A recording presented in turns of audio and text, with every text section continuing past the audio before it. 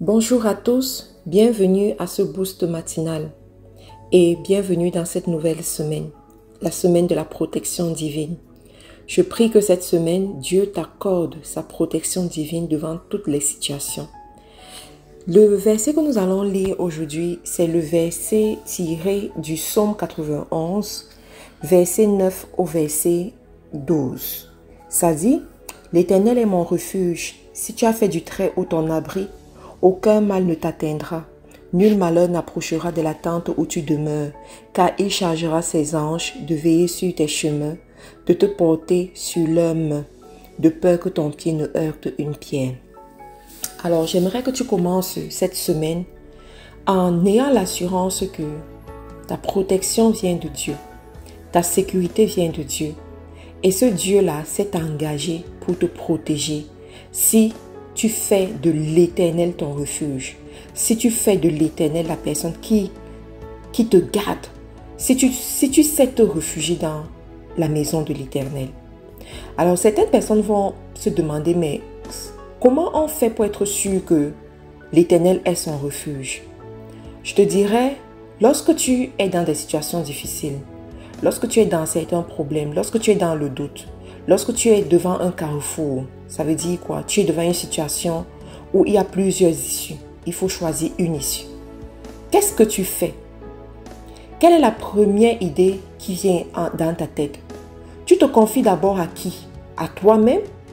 Aux êtres humains? À un gourou quelque part? Ou bien tu te confies d'abord à Dieu? Comment tu te comportes dans ces situations-là? Est-ce que tu te retournes d'abord vers l'Éternel pour exposer la situation à ton Père Céleste et lui demander la direction et lui demander qu'est-ce qu'il faut faire? Ça, c'est le comportement de ceux qui font de l'Éternel leur refuge.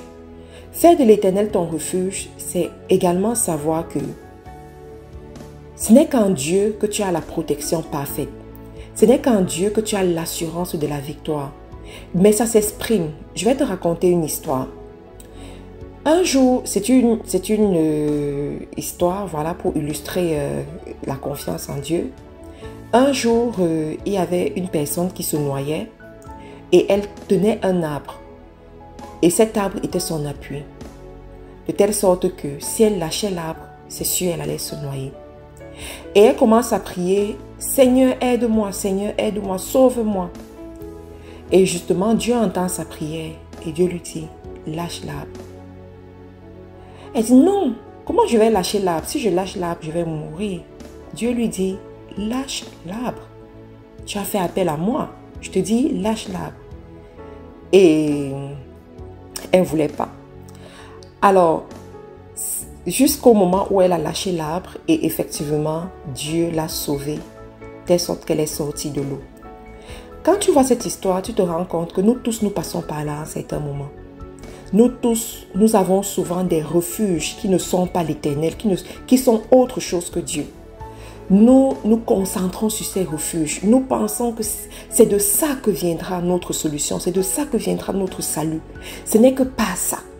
Des fois même, et je vais vous dire, des fois vous prenez vos pasteurs de cette façon. Des fois vous croyez plus en vos pasteurs que vous ne croyez en Dieu. Oui, il y a des gens comme ça. Vous croyez plus en vos pasteurs que vous ne croyez en Dieu. Vous dites que, il faut absolument que mon pasteur m'impose les mains. Il faut absolument que mon pasteur fasse 5 jours de jeûne et de prière pour moi. Il faut absolument que mon pasteur...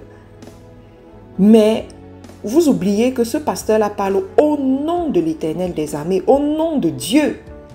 Si Dieu n'inspire pas la parole, si Dieu ne back up, sa parole n'a pas de pouvoir parce que, voilà, ça ne vient pas de Dieu. Vous voyez ce que je veux dire?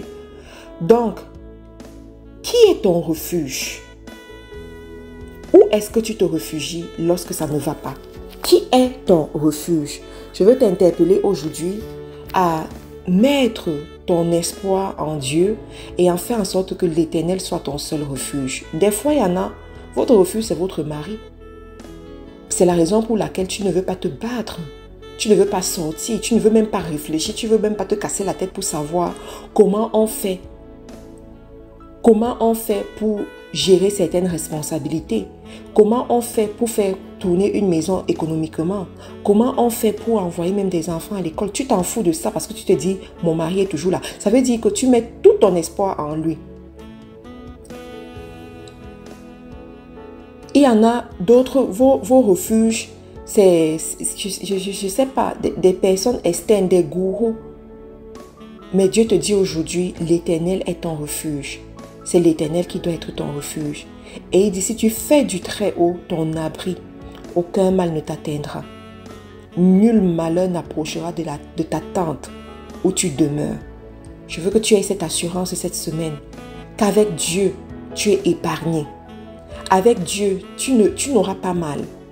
Avec Dieu, il y a des pleurs qui te seront épargnés.